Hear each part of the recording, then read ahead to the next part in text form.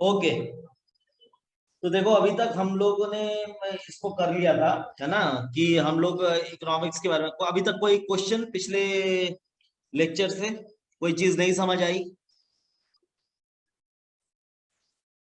Yes Ritika? No sir. ठीक है, clear अब तक? अब देखो हाँ। मैंने आपको बताया था कि इकोनॉमिक्स का मतलब है कि भाई मिनिमम रिसोर्सेस से मैक्सिमम आपको अचीव करना है, राइट? तो अब समझने वाली चीज है कि जैसे मान लो कि आज हम कॉलेज चला रहे हैं, तो हम बोलते हैं कि भाई हम कॉलेज क्यों चला रहे हैं। ठीक है, हम इसकी बात करेंगे कि कॉलेज चलाने के बाद में हॉस्पिटल मैनेजमेंट या पब्लिक हेल्थ का प्रोग्राम चला के फायदा क्या है, किस तरीके से बच्चों को हेल्प मिलेगी, या हम बच्चों को नौकरियां कैसे मिलेंगी। तो हम ये कोशिश ये कर रहे हैं कि हम एक बच्चों को एक रास्ता बना के दे सकें, जिसके थ्रू एक मिडिल क्लास बच्चा जिसके पास में बहुत ज्यादा अपॉर्चुनिटी नहीं थी, उसके लिए एक अपॉर्चुनिटी क्रिएट हो। तो जैसे आप देख रहे हो कि an economic problem generally means the problem of making choices, तो सारी बात है चॉइस की। अब मान लो कि आपके पास में 4 अस्पताल हैं, अब उस अस्पताल में आपको जाना है और आपके पास में लिमिटेड पैसे हैं, तो आप ए में जाएंगे, बी में जाएंगे, सी में जाएंगे, डी में जाएंगे। तो इकोनॉमिक्स आपको, अगर आपको इकोनॉमिक्स की समझ होगी तो वो आपको मदद करेगा in order to take decisions in case where there is a scarcity of resources, so it arises. तो वो ये अराइज क्यों होता है, ये इसलिए अराइज होता है बिकॉज वहां पे मेंशन है कि people have got unlimited desires but the means to satisfy that desire is limited. That means आपकी चाहतें अनगिनत हैं, और जिन चीजों के वजह से वो चाहतों का सिलसिला आप पूरा कर सकते हैं, उन डिजायर्स को आप फुलफिल कर सकते हैं, वो रिसोर्सेज जो है वो लिमिटेड है। So therefore satisfying all the human needs is difficult with limited means. So कहीं पे भी अगर हम देखेंगे तो इकोनॉमिक प्रॉब्लम्स के जो कॉज है वो स्केर्सिटी ऑफ रिसोर्सेस है, अनलिमिटेड ह्यूमन वांट्स हैं, अलग अलग टाइप के ऑल्टरनेटिव चॉइसेस हैं, है ना। तो ये सब चीजें जो हैं ये अल्टीमेटली मतलब केटर करती हैं अलग अलग फैक्टर्स को। अब जैसे मान लो कि हम अभी बात कर रहे हैं हेल्थ सर्विसेज की। अब हेल्थ सर्विसेज में अगर आपसे पूछूं कि हेल्थ सर्विसेज में क्यों हेल्थ सर्विसेज की डिमांड है और किस तरीके के आपको आपको प्रॉब्लम्स फेस करते हैं आदमी, मतलब हॉस्पिटल क्यों बनते हैं या आप हेल्थ सर्विसेज क्यों देते हैं, तो आपका क्या आंसर होगा? कितने टाइप की हेल्थ प्रॉब्लम्स होती हैं जिसके वजह से हम हेल्थ इकोनॉमिक्स पढ़ रहे हैं? कौन कौन सी प्रॉब्लम्स है समाज में? Aritika? Sir mental health problems and physical health. Mental health हो गया, अच्छा और? Physical health sir. है sir physical health problem. Physical health हो गई, अच्छा और? सर अच्छा मेन मीन तो तुम बता सकते हो?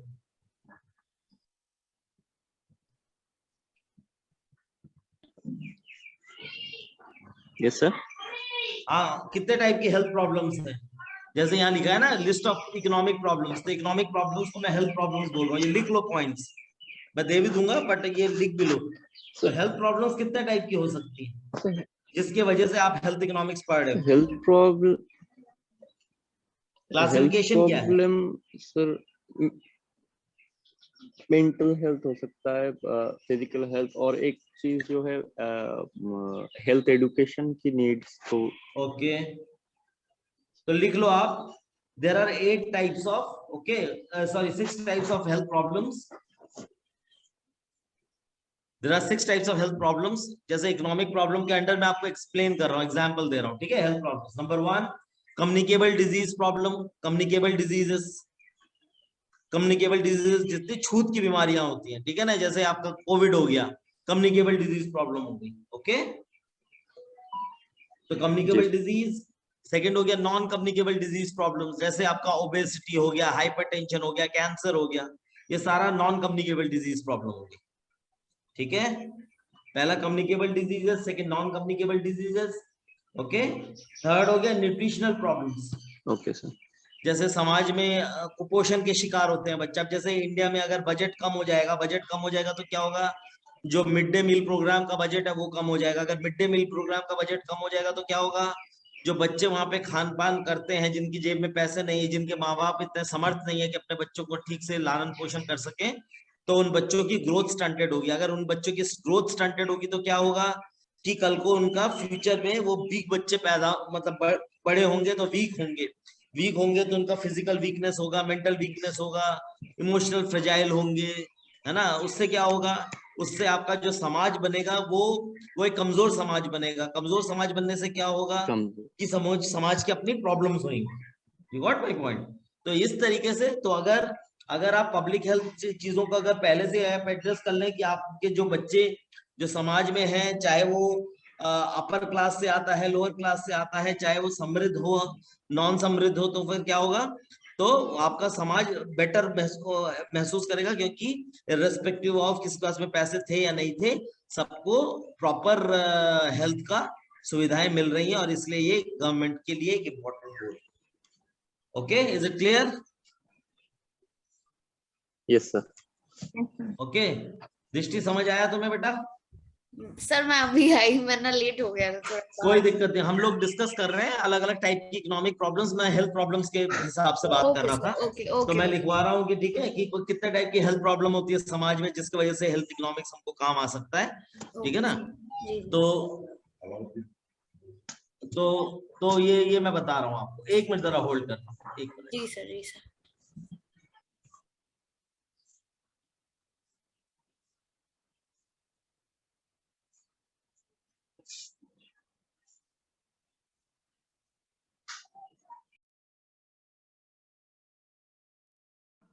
ओके, तो मैं आपसे बता रहा था कि अलग अलग टाइप की हेल्थ प्रॉब्लम्स हैं। तो मैंने आपको बताया 3 अभी तक हेल्थ प्रॉब्लम। मैंने आपको बताया कि आपका किस तरीके से कम्युनिकेबल हेल्थ प्रॉब्लम्स हो सकती है, नॉन कम्युनिकेबल हेल्थ प्रॉब्लम्स हो सकती है, न्यूट्रिशनल प्रॉब्लम्स हो सकती हैं। उसके बाद में आपका एनवायरमेंटल सैनिटेशन प्रॉब्लम्स हो सकती हैं। जैसे आपको मैं एग्जांपल बता रहा हूँ कि दिल्ली के अंदर शौचालयों को ले लो। अब शौचालयों को ले लो तो चलो पुरुषों के लिए तो है, बट महिलाओं के लिए शौचालय देखो, तो अगर आप एक जेंडर वाइज अगर क्लासिफिकेशन करोगे, अगर कोई फीमेल है, वो लाजपत नगर जाती है, वो सरोजनी मार्केट जाती है, वो कहीं पे भी जाती है, और उनको अगर किसी को अगर नेचर्स कॉल आया है, कल को किसी को मिक्चुरेशन के लिए, है ना, जाना है, बाथरूम जाना है किसी भी उसके, तो फिर आप बताओ कि कितने आप मतलब आपके पास में सुलभ शौचालय हैं, अच्छे हैं।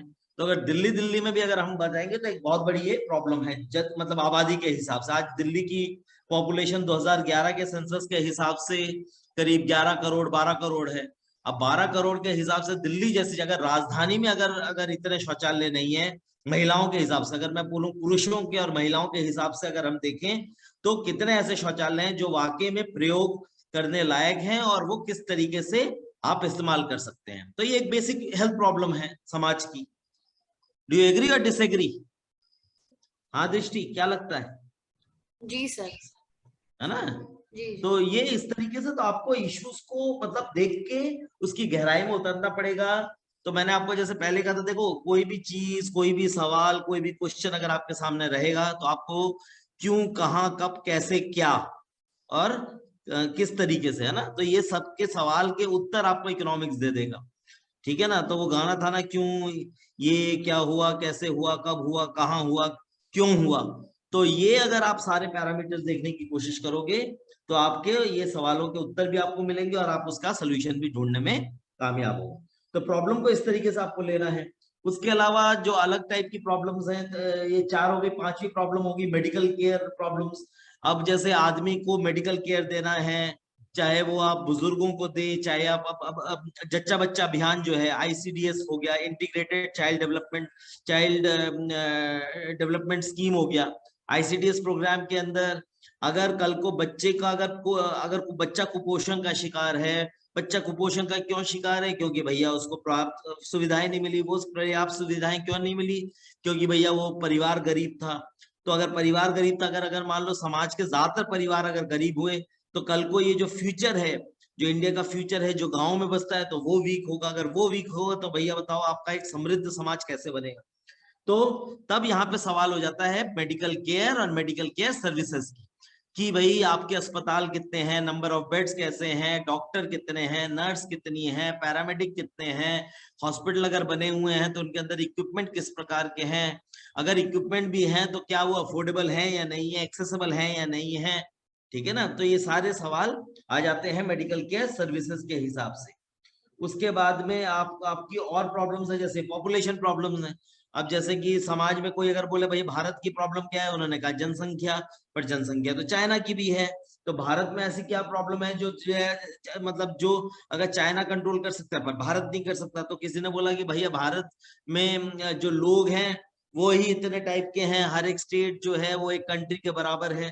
तो आप बताओ एक एक कंट्री मतलब एक एक स्टेट अगर कंट्री के बराबर होगा तो किस तरीके से केटर होगा, इसकी यूनिफॉर्मिटी आप कैसे बैठाओगे। तो ये कुछ चीजें हैं। तो इसलिए जो जो इंडिया के अंदर पॉसिबल नहीं है, इंडिया के अंदर पॉसिबल है, तो उसके लिए थोड़ा मेथोडोलॉजी अलग होगी। Same thing which might work for UP may not work for Bihar, same thing any solution which is working for Bihar may not work for Calcutta West Bengal, anything which is working for West Bengal may not work for Himachal Pradesh. So every state has its own composition, every state has its own citizens, their lifestyle is different, their culture is different, their way of thinking is different. Okay, there have been numerous issues. तो इसके लिए इसलिए one point solution मिलना बहुत मुश्किल है, और इसके लिए आपको मतलब बहुत ही थिंकिंग माइंड होना चाहिए, आपको इश्यूज की समझ होनी चाहिए, और इस तरीके से आपको उसको इकोनॉमिक दायरे में भी देखना बहुत जरूरी है। उसके अलावा मिसलेनियस प्रॉब्लम्स हो जाती हैं, जिसमें आपकी फाइनेंसिंग के इश्यूज हो जाते हैं। जब आप किसी भी हेल्थ केयर सिस्टम की बात करते हैं तो हम बेसिकली 6 चीजों की बात करते हैं। हेल्थ केयर सिस्टम का माने मतलब एग्जांपल मैं आपको बता रहा हूँ, जैसे इंडिया। अब इंडिया में अगर कोई बोले कि भैया इंडिया का पूरा हेल्थ केयर सिस्टम कैसा है, तो हम बोलेंगे कि इंडिया में 3 टायर हेल्थ केयर सिस्टम है। एक नेशनल लेवल पे चीजें होती हैं, एक स्टेट लेवल पे चीजें होती हैं, एक डिस्ट्रिक्ट लेवल पे चीजें होती हैं, एक पॉलिसी मेकिंग बॉडी होती है, एक फाइनेंसिंग बॉडी होती है, एक इम्प्लीमेंटेशन बॉडी होती है। तो अगर आप इसको देखें तो हम इसमें बोलेंगे कि किसी भी हेल्थ सिस्टम के अंदर जो टॉप मोस्ट जो पार्ट होता है उसके अंदर आपका पॉलिसी मेकिंग हो जाता है, मैनेजमेंट हो जाता है, अकाउंटेबिलिटी हो जाता है, लीडरशिप हो जाता है। तो अगर लीडरशिप प्रॉपर नहीं है तो भैया आप बताओ कि अगर लीडरशिप अगर प्रॉपर नहीं होगी तो मैनेजमेंट किस तरीके से प्रॉपर हो सकता है, और अगर लीडरशिप और मैनेजमेंट दोनों ही अगर प्रॉपर नहीं होगी तो अकाउंटेबिलिटी कैसे आएगी। तो ये पहला फैक्टर है। Second, financing of health care की, भाई अगर आप कल को अगर आप कोई भी चीजें चला रहे हो गवर्नमेंट ऑफ इंडिया में, तो आपका हर साल एक बजट पास होता है। अगर बजट पास होगा तो बजट का एलोकेट होगा। अब वो बजट क्या सफिशिएंट है या नहीं है, ठीक है ना। बजट के अंदर इतने क्या प्रावधान बनाए हुए हैं कि आप उसके हिसाब से अपने सिटीजन्स को प्रॉपरली हेल्थ केयर दे सकते हैं। और अगर वो प्रॉपरली हेल्थ केयर अगर दे पा रहे हैं तो भैया उसकी क्वालिटी कैसे है। तो इस तरीके से हमें अलग अलग फैक्टर्स के हिसाब से देखना पड़ता है। उसके बाद में आईटी हो गया, उसके हिसाब से आपके और रिसोर्सेज हो गए, जिसमें मेडिसिन हो गई, जिसमें सप्लाई चेन मैनेजमेंट हो गया, ठीक है ना। ह्यूमन रिसोर्स इन हेल्थ हो गया, ये बहुत है। अगर मान लो अस्पताल भी अच्छे हैं पर उतने अच्छे डॉक्टर्स नहीं है, उतने अच्छे नर्सेस नहीं है, उतने अच्छे पैरामेडिक्स नहीं है, उतना अच्छा स्टाफ नहीं है, तो फिर क्या होगा, again delivery of health care won't be proper. तो ये सारे फैक्टर्स जो हैं वो आपको हेल्थ प्रॉब्लम्स को के साथ में आपको अवगत कराते हैं। Is it clear? यस दृष्टि, शमीम और ये रितिका, क्लियर है बेटा सबको? जी सर। ओके तो फिर अगर आप मतलब अगर आप प्रोडक्शन कंपनी है तो देखिए मैंने आपको पहले ही बताया था कि 2 तरीके की चीजें होती है इकोनॉमिक्स में, या तो गुड्स हैं या सर्विसेज है। मैं सर्विसेज इंडस्ट्री की बात कर रहा हूँ क्योंकि हम हेल्थ की बात कर रहे हैं। बट यही चीज अगर आप मैन्युफैक्चरिंग सेक्टर में देख लें, ठीक है ना। अगर मान लो कि कौन सा सामान आपकी कंट्री बना रही है, कितने स्केल पे, जैसे China is basically the manufacturer for the world. China जितना सामान बनाता है क्योंकि वो वहां पे इस अमाउंट, तो आपको कोई भी चीज अगर आपको सामान बनाना है तो उसके लिए आपको लैंड चाहिए, आपको लेबर चाहिए, आपको मनी चाहिए, आपको रिसोर्सेज चाहिए, आपको इलेक्ट्रिसिटी चाहिए, तो आपको बहुत सारी चीजें चाहिए। फिर आप जो फिनिश प्रोडक्ट बना रहे हैं उससे क्या आप जो अपना डिमांड है समाज की उसको क्या आप पूरी कर पा रहे हैं, पूरी कर पा रहे हैं तो कितनी कर पा रहे हैं, है ना। और उसका ब्रेक इवन कब आ रहा है कि भैया आपको नो प्रॉफिट नो लॉस हो में आप उसको चला पाए। और अगर मान लो कि आपने सामान ज्यादा बना दिया और बिक ही नहीं रहा, तो क्या होगा, आपको घाटा हो जाएगा। घाटा हो जाएगा तो आप कितने दिन तक घाटा को सहन कर सकते हैं। तो बेसिकली इकोनॉमिक्स में ये सारे फैक्टर्स को हमें देखना जरूरी है कि कंट्री कितने प्रोडक्ट्स बना रही है, कितने प्रोडक्ट्स बाहर से इंपोर्ट कर रही है, कितने प्रोडक्ट्स एक्सपोर्ट कर रही है। फिर गुड्स और सर्विसेज में आपको एक बेसिकली डिफरेंस देखना पड़ेगा कि कितने लोगों को इस तरीके से पता है। फिर इकोनॉमी डिसाइड करेगा कि किस तरीके के गुड्स या सर्विसेज वो प्रोड्यूस करना चाहते हैं, और गवर्नमेंट को भी डिसाइड करना पड़ेगा कि वो जो एलोकेशन ऑफ फंड्स जो एलोकेट करेंगे वो कहाँ से आएगा, उसका सोर्स कौन सा होगा, आप प्रोडक्शन किस तरीके से करेंगे, किस मात्रा में आप उसको प्रोड्यूस करेंगे और किस मात्रा में आप सोसाइटी को उसको सप्लाई करेंगे। ओके। और फिर अगर प्रोडक्शन कर भी रहे हैं तो अब वो प्रोडक्शन जो है वो लेबर इंटेंसिव है या कैपिटल इंटेंसिव है। अगर कैपिटल इंटेंसिव है तो आप टेक्नोलॉजी में ज्यादा इन्वेस्ट करेंगे, अगर लेबर इंटेंसिव है तो आपको लोगों के अंदर ज्यादा इसके अंदर इन्वेस्ट करने की जरूरत है। और फिर आप किसके लिए लगा रहे हैं, तो यही पहला गोल होता है जो आपका बिजनेस का गोल होता है कि व्हाट इज द नीड कहाँ पे है। नीड अगर है समाज की तो आप उस नीड को एड्रेस कैसे कर रहे हैं, आप उसको वर्टिकली एड्रेस कर रहे हैं, हॉरिजॉन्टली एड्रेस कर रहे हैं। ठीक है ना, तो ये सारी चीजें आपको समझना जरूरी है। तो ये सब फैक्टर्स जो है वो आपको हेल्थ प्रॉब्लम्स को आपको डिफाइन करता है। Is it clear? Yes, sir. ठीक है। अच्छा, अब मैं अगर बात करूं कि अब डिमांड क्या होती है, व्हाट इज डिमांड। क्योंकि आप अल्टीमेटली, मैंने कहा इकोनॉमिक्स को समझने के लिए आपको पहले डिमांड और सप्लाई दोनों समझना। हमने कर लिया था क्लास में डिमांड क्या होता है। हाँ बेटा, have we done what is demand? No sir. हाँ हाँ, ओके। तो पहले, क्योंकि इससे पहले आप प्रोडक्शन पॉसिबिलिटी कर्व निकालो, उससे पहले आप मतलब पहले डिमांड को समझ लो, व्हाट इज डिमांड, ये इंपॉर्टेंट है। सो व्हाट इज डिमांड लिख लो।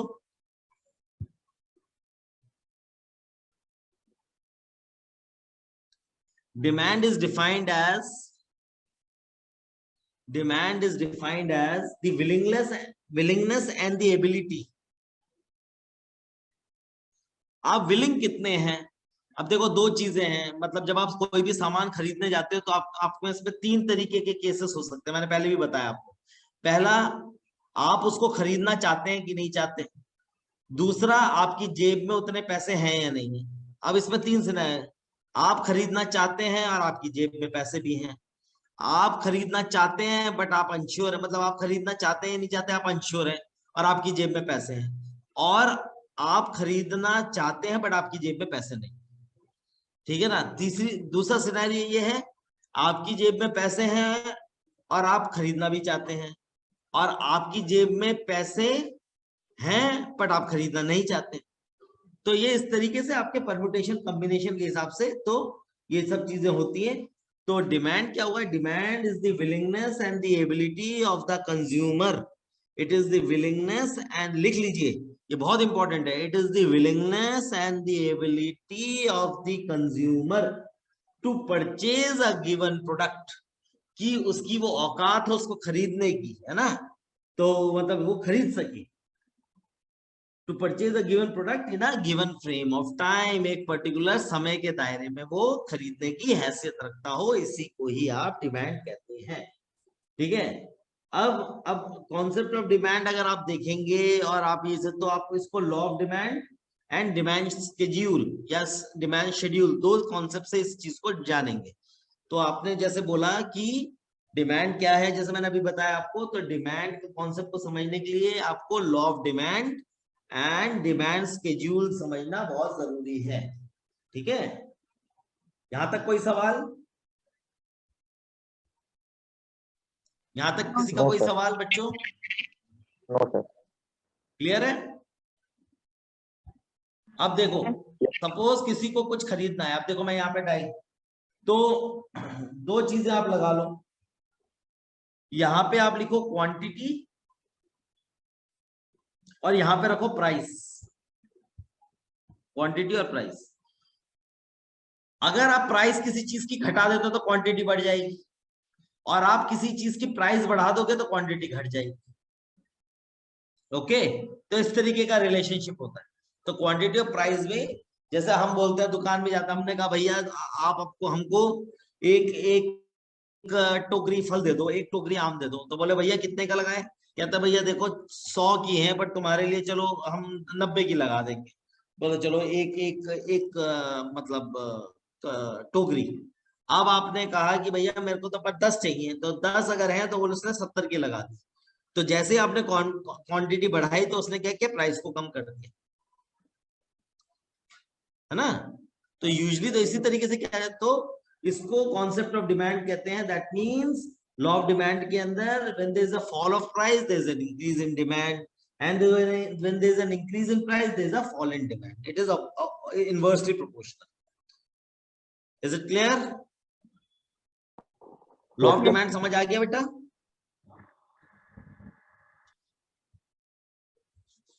ओके, तो जब जब आपका प्राइस बढ़ा दोगे क्वांटिटी घट जाएगी, प्राइस घटा दोगे क्वांटिटी बढ़ जाएगी। तो ये आपका लॉ ऑफ डिमांड हो गया। ठीक है, तो when there is a fall of price there is an increase in demand, when there is an increase in price there is a fall in demand.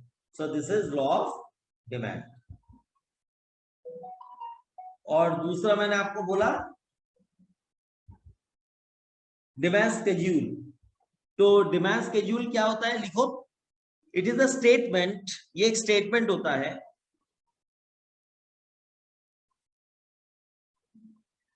which gives us an information, which gives us information of demand, which gives us information of demand at different levels of price. ये एक ऐसा demand है, ऐसा statement है जो हमको information of demand देता है, which gives us information of demand by the consumer at different levels of prices, at different levels of prices. तो इसको बोलते हैं आप कॉन्सेप्ट ऑफ डिमांड। तो कॉन्सेप्ट ऑफ डिमांड में क्या हो गया, जैसे कि आपने कहा कि मान लो कि ये हमने एक टेबल बना दिया सब कुछ,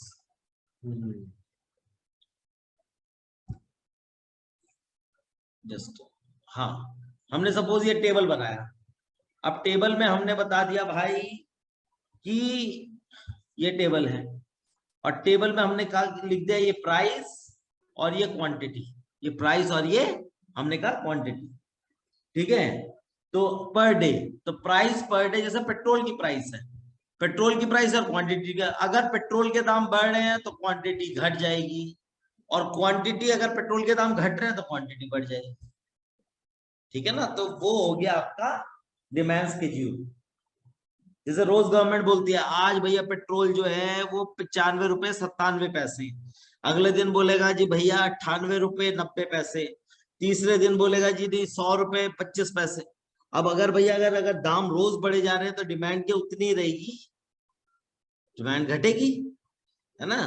तो डिमांड स्केड्यूल जो है वो आपको इंफॉर्मेशन देता है कि जैसे जैसे आपके प्राइसेस चेंज हो रही हैं उस तरीके से उसका डिमांड के ऊपर क्या प्रभाव या क्या असर पड़ता है। That is basically your demand schedule. Is it clear? Yes, sir. Yes, sir. Okay.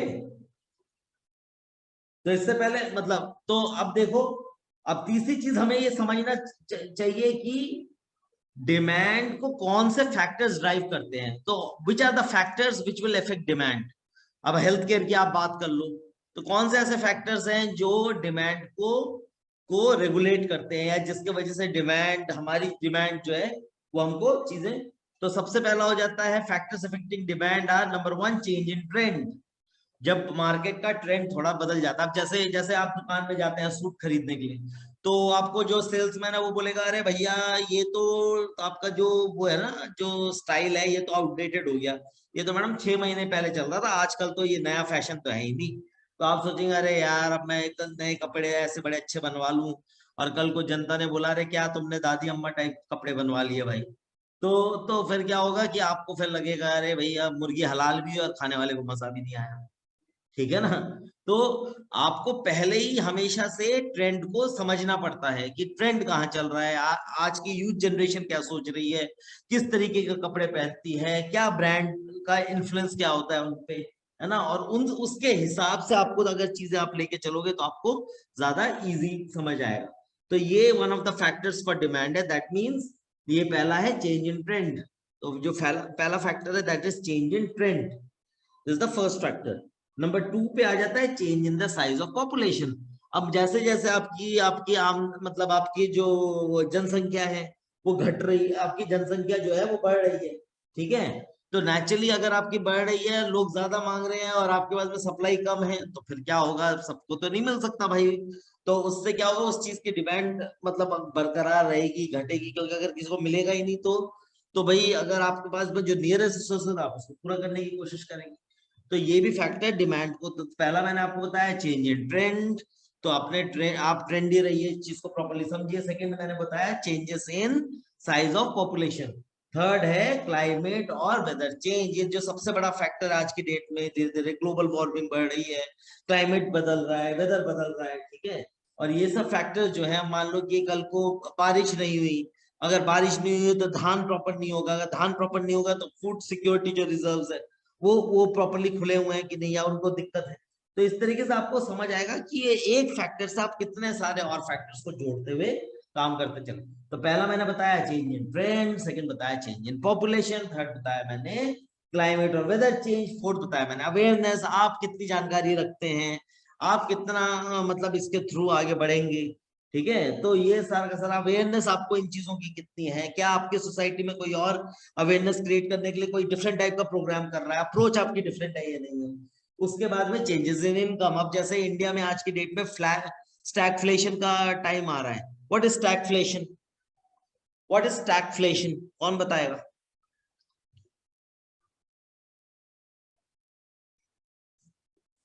Yes,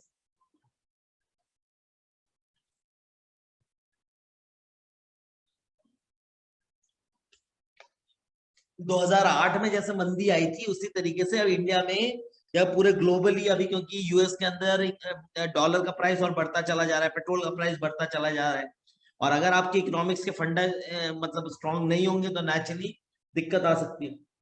तो मैं आपको ये पूछ रहा हूँ कि अभी जैसे हम आजकल न्यूज़पेपर में पढ़ रहे हैं कि स्टैगफ्लेशन का टाइम आने वाला है, तो what is stagflation, what is stagflation, who is going to tell me please, stagflation क्या होता है? सर अचानक से प्राइस बढ़ जाना। अचानक से प्राइस बढ़ जाना? नहीं नहीं, और थोड़ा सा ट्राई करो कोई और।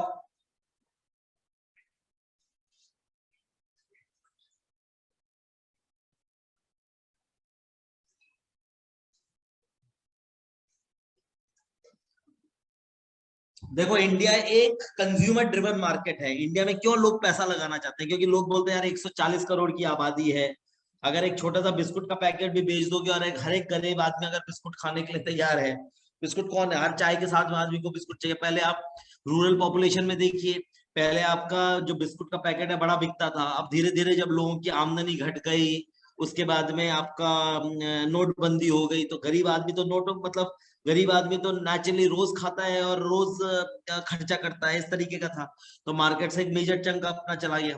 उसके बाद में जो एमएसएमई सेक्टर है, मीडियम एंड स्मॉल इंटरप्राइजेस है, उसमें भी धीरे धीरे करके, क्योंकि इंडिया को ये 90% ये ड्राइव करता है।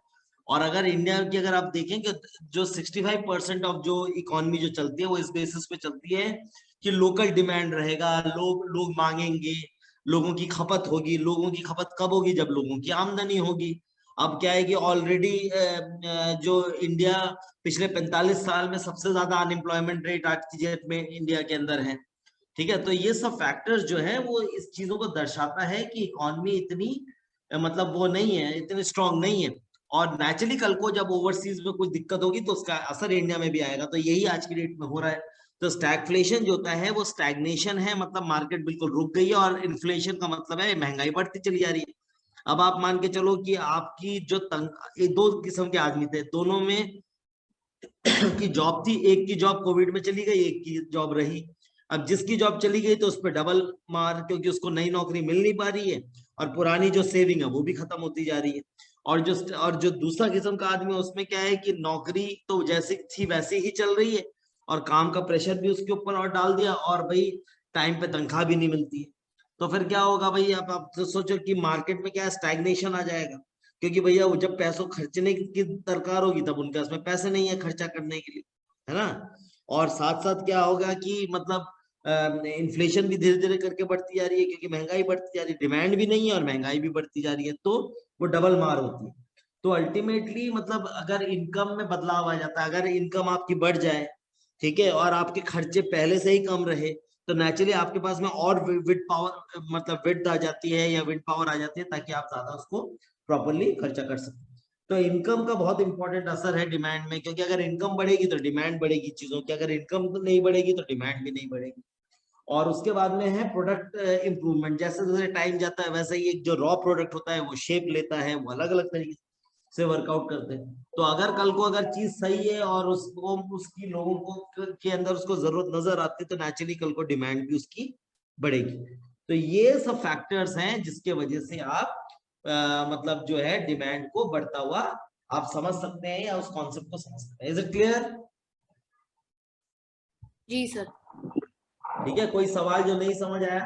ठीक है, so demand for health care, तो लिख लो, क्योंकि इससे पहले मैं तुमको इससे पहले मैं आपको ये समझा रहा हूं, जैसे कि प्रोडक्टिविटी, प्रोडक्शन पॉसिबिलिटी कर्व, उससे पहले आपको ये सारी चीजें। तो हेल्थ केयर डिमांड किस वजह से है? सो लिखो, the demand for health care is derived from the demand for health. जैसे जैसे लोगों को लगेगा नहीं यार मेरे को अपनी हेल्थ को अच्छा रखना है, तो नेचर वैसे वैसे आपकी हेल्थ की डिमांड। अब जैसे स्पा इंडस्ट्री ले लो, अब जब लोगों की जेब में पैसा आया, लोगों ने कहा यार मैं स्ट्रेस हो रहा है, लोगों ने कहा यार बड़ा गर्दन में दर्द हो रही है, ये हो रहा है, तो लोगों ने कहा चलो मसाज करा लो। मसाज कराने के लिए आपके पास आजकल घरों में भी स्पा आ जाते हैं, अर्बन क्लैप वगैरह ले आते हैं, तो उनके पास में अपना टॉवल रहता है, अच्छी सफाई रहती है, थेरेपिस्ट अच्छे रहते हैं। तो भैया तो नेचुरली अगर आपकी जेब में पैसा बढ़ेगा तो जो हेल्थ केयर में भी उसकी डिमांड बढ़ेगी, और जैसे जैसे आपकी इकोनॉमिक कंडीशन खराब होती चली जाएगी वैसे वैसे हेल्थ केयर की डिमांड भी खराब होती चली जाएगी। तो हेल्थ इज व्यूड, तो हेल्थ को कैसे लोग देखते हैं? हेल्थ को देखते हैं as a part of capital. लोग ये समझते हैं भाई अगर मेरी सेहत सही है तो एक तरीके का मेरे पास में बहुत अच्छा कैपिटल है। उसी तरीके से कुछ लोग हेल्थ को एज एन एसेट देखते हैं, कुछ लोग हेल्थ को एज अ वेल्थ देखते हैं, और कुछ लोग हेल्थ को एज अ राइट देखते हैं। तो हेल्थ को देखने का नजरिया दुनिया के अलग अलग देशों का, दुनिया के अलग अलग नेशनैलिटीज का, दुनिया के अलग अलग सारे टाइप के एस्पेक्ट से देखने का नजर अलग है। कुछ उसको कैपिटल के रूप में देखते हैं, कुछ इसको एसेट के रूप में देखते हैं, कुछ उसको राइट के रूप में देखते हैं, कुछ उसको वेल्थ के रूप में देखते हैं। इसलिए जैसे जैसे टाइम जाएगा वैसे वैसे इस हेल्थ की डिमांड बढ़ती चली जाएगी। ठीक है, और हेल्थ जो है वो आपको मतलब वो आपको सारी टाइप से ये समझाएगा कि किस तरीके से आप अपने चीजों को इन्फ्लुएंस कर सकते हैं या उसको देख सकते हैं। Is it clear? तो अगर मैं, हाँ बच्चों समझ आ गया यहाँ तक? Yes sir. कोई डाउट, कोई चीज नहीं अभी तक क्लियर है? बोर तो नहीं हो रहे? No sir. No sir. हाँ रितिका, बोर तो नहीं हो रही कि पता नहीं सर क्या क्या बोले जा रहे हैं, दिमाग के ऊपर से जा रहे हैं?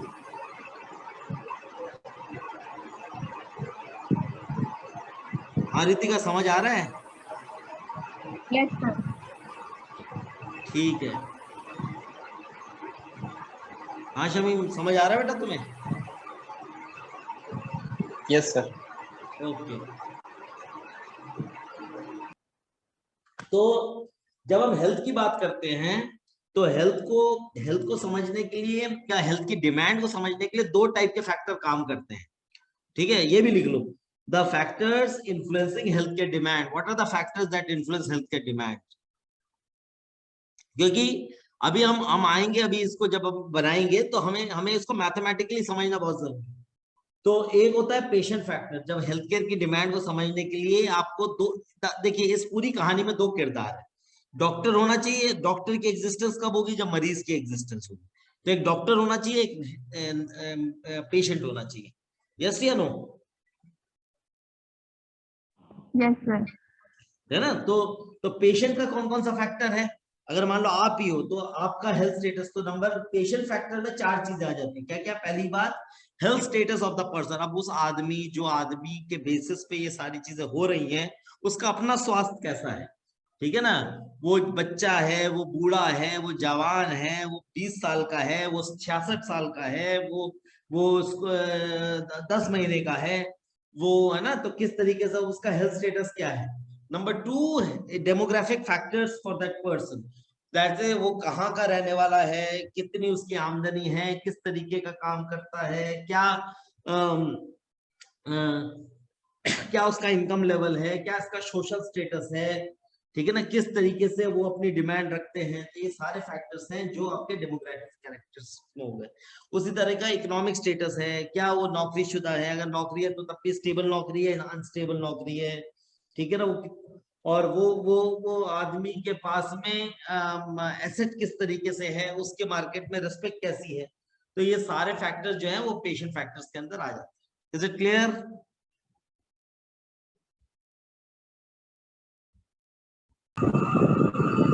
क्लियर है बेटा? Yes sir. उसके बाद में फिजिशियन फैक्टर्स यस में सर। आ जाते हैं कि physician what type of drugs is being prescribed by the physician, what type of a drug is being prescribed by the physician, है ना। फिजिशियन ने किस तरीके का ड्रग वो दिया, then whether you have been able to admit the patient into the hospital और not, अगर यस तो किस तरीके का डॉक्टर उसको देख रहा है, तो आपको एक थोड़ा आइडिया लग जाता है। उसके बाद में ऑर्डरिंग द वेरियस टेस्ट, कुछ ये टेस्ट करवाओ, कुछ वो टेस्ट करवाओ, तो ये सारे फैक्टर्स जो है वो आपका फिजिशियन वगैरह जो है वो उस पर इन्फ्लुएंस करते हैं। ओके, क्लियर है? Yes, sir. ओके, तो ये तो हो गया डिमांड। अब सप्लाई साइड में आ जाओ, क्योंकि मैंने आपको बताया कोई भी, देखो जैसे मैं हर बच्चे को कहता हूँ क्लास के अंदर भी, जो कोई भी प्रोफेशन, देखो आपको कल को क्या चाहिए, आप बोलते मेरा सर हमको नौकरी चाहिए, हमें अपनी जिंदगी में आगे बढ़ना है, क्या सर मेरी मेरी तनख्वाह जो है 1 लाख रुपए हो सकेगी, क्या सर मेरे को 30-35 रुपए का मतलब नौकरी मिल पाएगी स्टार्टिंग में, क्या सर मेरे को स्टाइपेंड 20,000 का मिल सकता है। तो इतने सारे सवाल। अब इसके अंदर ये फैक्टर जो है, तो वो हमें देखना पड़ेगा कि उसमें से इंटरनल फैक्टर कौन सा है, एक्सटर्नल फैक्टर कौन सा है, कौन से फैक्टर इन्फ्लुएंस करेंगे, कौन से फैक्टर इन्फ्लुएंस नहीं करेंगे चीजों को, है ना। तो इस पर्सपेक्टिव से जब हम देखते हैं तो हमें सप्लाई साइड को समझना बहुत जरूरी है। मैंने कहा कि डिमांड और सप्लाई, तो डिमांड में जैसे हमने कहा, हम कहते हैं हमेशा कि 1250 लोगों के लिए एक बेड है भारत में, भारत की आबादी 140 करोड़ है, अगर हम इसको गुना करते तो ये आंकड़ा बहुत बड़ा बैठेगा। तो मिनिमम 80,000 बेड भारत में हर साल चाहिए। अब ये बेड बनाएगा कौन, या तो गवर्नमेंट बनाए या प्राइवेट बनाए, पर गवर्नमेंट के पास इतने पैसे हैं नहीं, इसलिए privatisation of health is on the rise. तो इसलिए अगर आप प्राइवेट प्लेयर के साथ काम करते हो तो नेचुरली आप ग्रो भी करेंगे, आपके पास में कुछ और इश्यूज भी हैं जो आप रिजॉल्व कर सकते हैं। तो इस तरीके से आपको वो सारे फैक्टर्स को डिमांड और सप्लाई के पर्सपेक्टिव में देखना पड़ेगा, और देखना पड़ेगा कि वो सस्टेनेबल कैसा रहेगा, वो अकाउंटेबल कैसा रहेगा, उसको आप किस तरीके से झेल पाएंगे, और उसको आपको ठीक करने के लिए आपको और क्या चीजें करनी पड़ेगी। तो डिमांड और सप्लाई में ये सारी फैक्टर्स बहुत इंपॉर्टेंट है, मतलब वो कैटेगोरिकल है। तो मैंने जैसे बोला आपको कि डिमांड और सप्लाई के पर्सपेक्टिव से, डिमांड हमने समझ लिया और सप्लाई को अब थोड़ा सा समझ लेते हैं हम, ताकि हम आगे ये प्रोडक्टिविटी कर्व वगैरह को प्रॉपर समझ सके। तो जहां तक बात रही डिमांड की, और मैंने आपको बताया कि 2 फैक्टर्स थे, पेशेंट फैक्टर्स और फिजिशियन फैक्टर्स। अब जहां तक बात रहेगी सप्लाई की, तो सप्लाई में हमको 2 चीजें देखनी है, इंटरनल फैक्टर्स और एक्सटर्नल फैक्टर्स, चाहे वो इंसान की बात करें, चाहे कंपनी की बात करें, चाहे किसी और की भी बात करें। तो इंटरनल फैक्टर्स में क्या आ जाता है, number 1 availability of the funds, आप करना चाहते हैं बट क्या आपके पास में पैसे हैं, जो पैसे आप मांग रहे हैं क्या उसके पास में है, और अगर है तो भैया उसके अंदर और उसको गवर्नमेंट से सब्सिडी कितनी मिली हुई है, ग्रांट कितनी मिली हुई है, एनकरेजमेंट कितना है, आपके पास में existence of medical and paramedical staff कितना है, ह्यूमन रिसोर्स फॉर हेल्थ कितना है, ड्रग्स के लिए आपका कितना एलोकेशन है, इक्विपमेंट्स के लिए कितना एलोकेशन है, वो सब कब तक आएगा, कब तक। तो ये सारे फैक्टर्स हैं जो इंटरनल फैक्टर्स में सप्लाई साइड को जो है वो इसको इन्फ्लुएंस करता है, ठीक है। और उसके अलावा अगर आप एक्सटर्नल फैक्टर्स अगर देखना चाहें,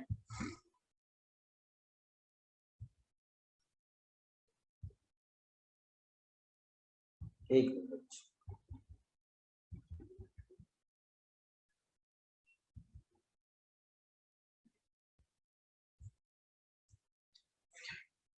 अब एक्सटर्नल फैक्टर्स में गवर्नमेंट किस तरीके की है, वो सपोर्ट करने वाली है, वो आपको कुछ रिबेट देने वाली है, वो आपके साथ में खड़े खड़े रहने वाली है। तो ये इस तरीके के सारे फैक्टर्स आपको देखते हुए उसको वर्कआउट करना है। तो जहां पे भी डिमांड और सप्लाई होगी तो वहां पे मार्केट का होना स्वाभाविक है। तो वो मार्केट किस प्रकार का है मैंने आपको बताया हो ना कि तो हेल्थ केयर के अंदर 5 अलग अलग टाइप के मार्केट्स होते हैं, ताकि है ना। तो वो पहले, क्योंकि आपको डिमांड, सप्लाई और मार्केट, ये तीनों बेसिक वर्ड्स है फाइनेंस के। अगर आपको समझ आ रही है कि डिमांड क्या होती है, सप्लाई क्या होती है, मार्केट क्या होता है, मार्केट हेल्थ केयर के अंदर 5 डिफरेंट टाइप की मार्केट्स है। पहली मार्केट जो है वो हेल्थ केयर फाइनेंसिंग की मार्केट है, ठीक है ना। आपको पैसा कहाँ से मिलेगा, कौन किस तरीके से आपको पैसा देगा। सेकंड जो है वो आपका हेल्थ पर्सनल्स का मार्केट है, कि आपको डॉक्टर चाहिए, आपको नर्स चाहिए, वो डॉक्टर नर्स आएगी कहाँ से, किस पूल से आप उठा के लाएंगे उनको।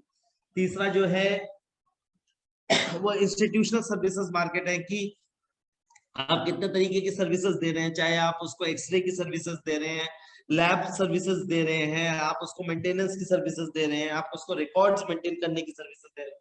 तो वो सर्विसेज कितने प्रकार की हैं, है ना। ये इंस्टीट्यूशनल बेस्ड सर्विसेज कैसी हैं। देन इनपुट मतलब ये है जो है इनपुट रिसोर्सेज मार्केट में आपके रिसोर्सेज कौन से लगने हैं, वो रिसोर्सेज आएंगे कहाँ से, क्या उसकी कॉस्ट आएगी, क्या वो आपको सस्टेन कर पाएंगे कि नहीं कर पाएंगे। And then last is your professional education market, जहां पे quality control, quality assurance, international marketing, standardisation, ये सारी चीजें फैक्टर्स इंपॉर्टेंट हो जाती हैं। ओके, तो ये सारे फैक्टर्स जो हैं ये देन आपका क्वालिटी कंट्रोल, क्वालिटी एश्योरेंस, ये सारे जो हैं ये अलग अलग टाइप के फैक्टर्स। अब यहां से हम ये देखेंगे कि प्रोडक्शन पॉसिबिलिटी कर्व होता क्या है, ठीक है। तो प्रोडक्शन पॉसिबिलिटी कर्व में देखो, हमने बोला कि हर एक चीज में रिसोर्सेज जो है वो लिमिटेड है, मैंने अभी आपको दिखाया, ठीक है। अगर आपके रिसोर्सेज अगर कम है तो आप क्या करेंगे, आप ऑल्टरनेटिव यूजर्स को ढूंढने की कोशिश करेंगे, ठीक है ना।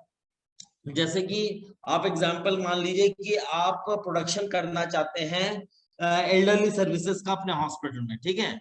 और आप ये देख रहे हैं कि अगर आप एल्डरली सर्विसेज देना चाहते हैं तो, और आप साल के अगर 100 नर्सेस को भी केटर करना चाहते हैं ताकि वो प्रॉपर हेल्थ केयर फैसिलिटी दे, तो उसके लिए आपको कितने मतलब रिसोर्सेज चाहिए, उनकी स्ट्रेंथ क्या होगी, उनकी पावर क्या होगी, ठीक है। और आप उसको जब उगा रहे हैं तो आप जब वो सर्विसेज दे रहे हैं तो उसकी आपकी लागत कितनी लग रही है, वो ठीक है, वो आपको इतना मिला, बट वो बात की बात है, बट उसकी आपकी लागत कितनी लग रही है, लैंड की कॉस्ट कितनी है, किस तरीके से इसकी इसकी वर्कआउट क्या है। और इसमें अलग अलग टाइप की पॉसिबिलिटीज भी है, अगर ऐसा नहीं ऐसा कर देते हैं तो ये इस तरीके से हो। तो प्रोडक्टिविटी का जिसमें एक आप शेड्यूल बना के रखते हैं, आप अलग अलग रिसोर्सेस उसको कंपेयर करते हैं और इस तरीके से कंपेयर करते हैं कि वो अफोर्डेबल हो, then that is known as production possibility curve. Okay, is it clear? जी सर। ओके,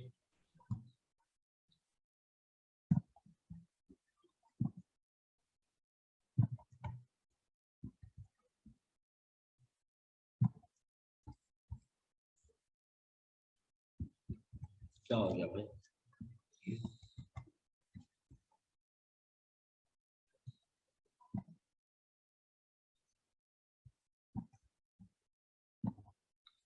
स्क्रीन मेरी फ्रीज हो गई। एक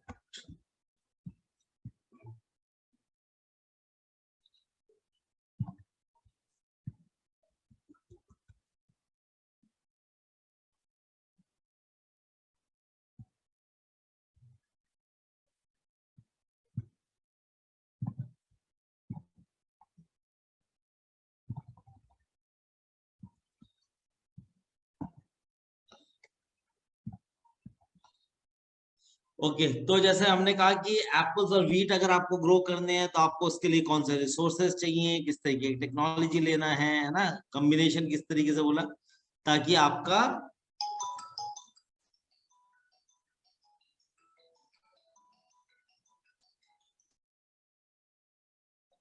आपका वो करेंगे ताकि आप उसके अंदर मैक्सिमम रिटर्न पा सकें।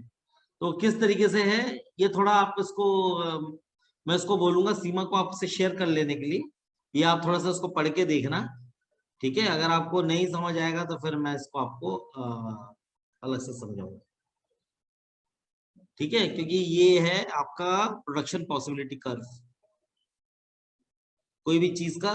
तो यहाँ पे जैसे एग्जांपल आपको इजी भाषा में समझाने के लिए आपको एप्पल्स और व्हीट का एग्जांपल दिया है। इसी को हम हेल्थ में भी ले सकते हैं और इसको अलग अलग तरीके से हम उसको वर्कआउट कर सकते हैं। ओके, जैसे हमने कहा कि हेल्थ इकोनॉमिक्स में जैसे मैंने कहा कि गुड्स और सर्विसेज में हम क्या प्रोड्यूस करेंगे, कैसे प्रोड्यूस करेंगे, कौन इसको रिसीव करेगा, है ना, कहां से आएगा, कैसे डिस्ट्रीब्यूशन होगा, ये सारे factors. Is it clear? Yes, sir. तो इसको आप थोड़ा सा इसको पढ़ के देखना और हम नेक्स्ट क्लास के अंदर जो अलग अलग कुछ बातें करेंगे, जैसे कि कंज्यूमर्स कौन कौन होते हैं, ठीक है? कंज्यूमर्स के कौन कौन से डिमांड और सप्लाई के पर्सपेक्टिव से हम उसको और समझ, क्योंकि इसमें जो ये वाला पार्ट है मैं सारा आपको एक मोटा मोटी करके करा चुका हूं। और अब क्या है, कॉन्सेप्ट ऑफ इकोनॉमिक वैल्यूएशन की हम बात करेंगे, अपॉर्चुनिटी कॉस्ट क्या है, किस तरीके से हम उसको। Okay,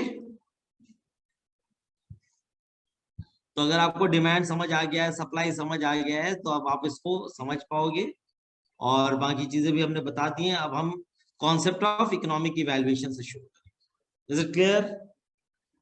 next class. Okay, yes Drishti, any questions?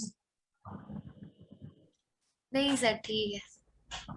Okay, Shamim, Ritika? No sir, आपको चल ठीक है, तो अभी हम कल भी क्लास रखेंगे, कल भी हम क्लास रखेंगे, परसों भी क्लास रखेंगे, ठीक है? तो लगातार कल भी है, परसों भी है क्लास। ओके ओके, 3 साढ़े 3 बजे हम क्लास करेंगे, ठीक है? ओके, आपको ओके, टेक केयर, बाय।